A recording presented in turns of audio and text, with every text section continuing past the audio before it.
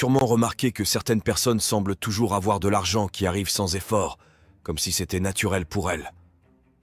Tandis que pour vous, malgré vos efforts, l'argent reste un peu hors de portée, comme un mirage. Vous vous demandez sûrement ce qu'elles savent de plus. Eh bien, la vérité c'est que ces personnes ne courent pas après l'argent. Elles l'attirent sans même y penser, un peu comme une plante qui se tourne vers le soleil. Ce qui les distingue, c'est leur façon de penser.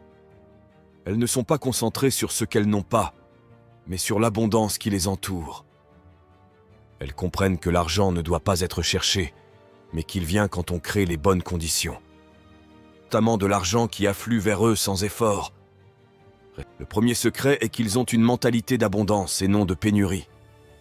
Vous êtes-vous déjà retrouvé à penser « Je n'ai jamais assez d'argent » ou encore « Pourquoi d'autres réussissent et pas moi ?» Si c'est le cas, sachez que vous n'êtes pas seul.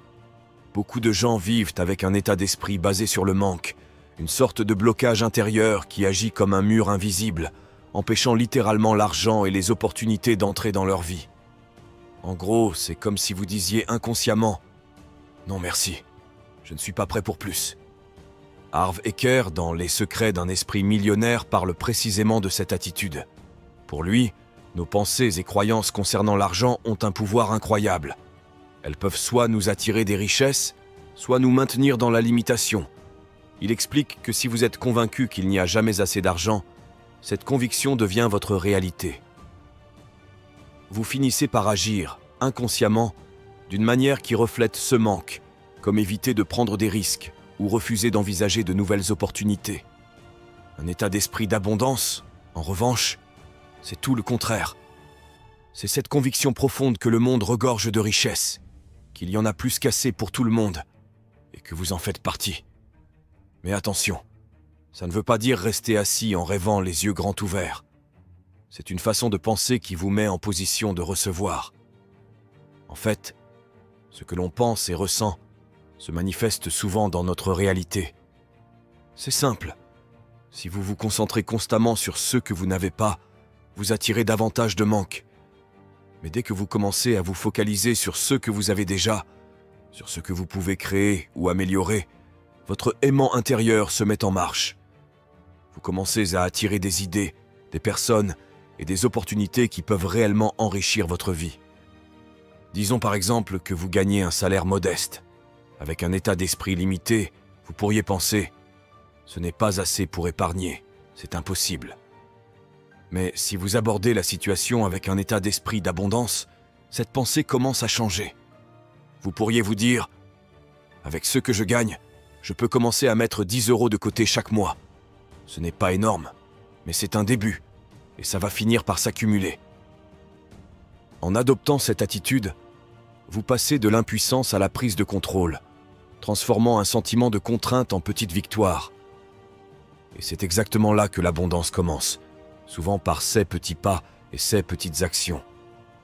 Adopter un état d'esprit d'abondance, c'est aussi changer votre regard sur le monde. Parfois, une porte se ferme, et au lieu de sombrer dans le désespoir, vous apprenez à chercher les fenêtres ouvertes. Un échec dans un projet ? Au lieu de l'abandonner comme une cause perdue, vous pouvez y voir une occasion d'apprendre quelque chose de précieux qui vous mènera peut-être à une idée encore meilleure. Ceux qui réussissent ne sont pas simplement chanceux. Ce sont des personnes qui transforment chaque défi en tremplin, en opportunité. Prenons l'exemple d'Oprah Winfrey. Née dans une pauvreté extrême, elle a affronté des obstacles qu'on imagine difficiles à surmonter. Pourtant, au lieu de s'appesantir sur ceux qu'elle n'avait pas, elle a cultivé une vision d'abondance. Elle a appris à voir des possibilités là où d'autres ne voyaient que des impasses. Et aujourd'hui, Oprah est l'une des femmes les plus riches et influentes au monde. Elle incarne le pouvoir d'un état d'esprit d'abondance. 2. Apprenez à recevoir. Vous avez peut-être déjà entendu quelqu'un dire « Oh non, ce n'est rien » lorsqu'on lui fait un compliment. Ou alors, peut-être que vous-même, quand on vous offre de l'aide, vous répondez instinctivement « Non merci, je vais me débrouiller ». Ça vous parle ? Ce genre de réaction semble banale, mais elles envoient un message puissant, presque comme si vous disiez à l'univers « Je ne suis pas prêt à recevoir ». Et devinez quoi ?